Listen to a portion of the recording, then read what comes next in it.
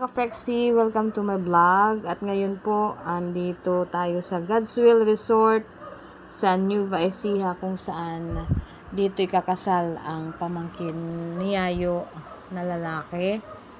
Kasi ang magiging asawa niya ay from Nueva Ecija na si Angel. So, napakaganda po ng lugar na ito, mga Ka-Frexy, at saka malayo sa kabihasnan. So, maraming puno. So, kung mapapansin niyo, mga Ka-Frexy, ayan, may mga cottage siya. So, hindi po siya private resort.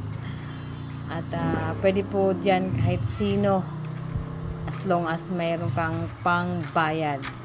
At ayan na po ang swimming pool, mga Ka-Frexy. Di ba ang ganda? Kulay blue na blue. Sarap magtampisaw, lalo na po ngayon at medyo mainit.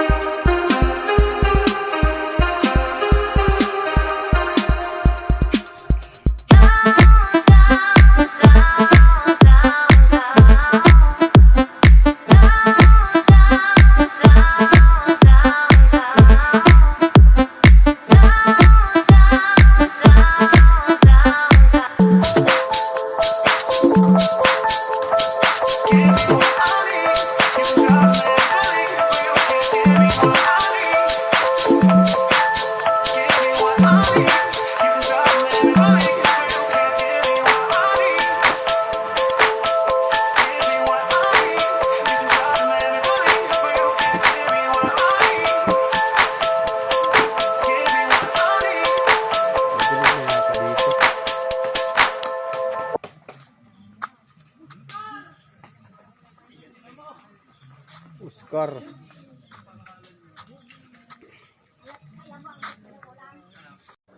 At ayun na nga, mga Ka-Frexy, merong chicken dyan na sinugba na minarinate po muna.